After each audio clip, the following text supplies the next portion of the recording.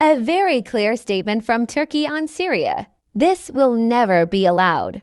Vice President Cevdet Yılmaz, who made statements regarding the recent events in Syria, said that they will not allow any structure that will pose a threat to Turkey's survival in Syria. Speaking at the AK Party Mamak 8th Ordinary District Congress, Yilmaz said that one of the most fundamental elements that the AK Party has brought to politics is to bring the state and the nation together.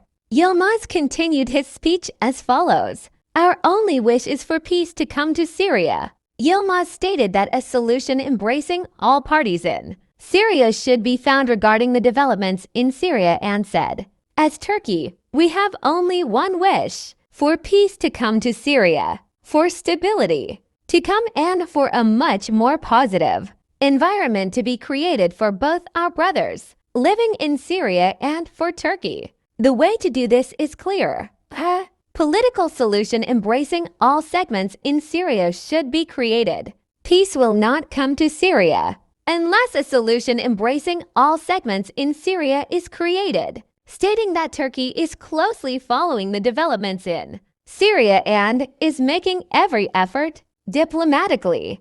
Yilmaz said, another sensitivity we have regarding Syria is that we will never tolerate or allow any structures that are established in Syria and are acting against Turkey, our people and our national survival. Within this framework, Turkey is a country that supports the territorial integrity and sovereignty of Syria. It only wants peace and stability in its neighbor.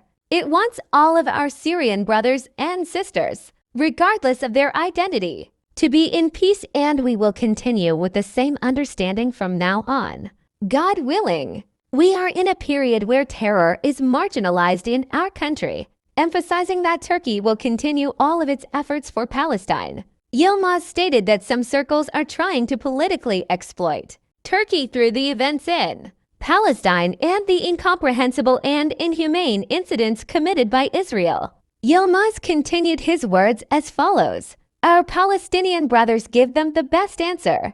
I had a phone call with the Palestinian Prime Minister just recently. He came to Istanbul. He couldn't come to Ankara, but we had a phone call. They held talks with our officials there again. We express our gratitude to Recep Tayyip Erdogan and Turkey, they said. Well, the Israeli government's statements targeting our president and Turkey are obvious. While our president's life is on the line, while his struggle for the Palestinian cause throughout his life is obvious, we leave the exploitation of certain circles to the discretion of our dear nation. Despite Turkey's decision to intervene in the genocide case, from cutting off trade to being the leading country in humanitarian aid, and despite the fact that it is a country that fights for the Palestinian cause at all costs on all diplomatic platforms, to the discretion of our dear nation, for years, they both exploited our resources with this terror scourge and tried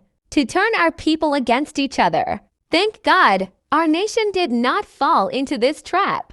In Turkey, with a relentless fight against terrorist organizations, we are in a period where terror has been marginalized in our country. We need to appreciate the value of this period well. We need to save our country from this terror scourge permanently in a way that will have no chance of returning during the period when we are at our strongest.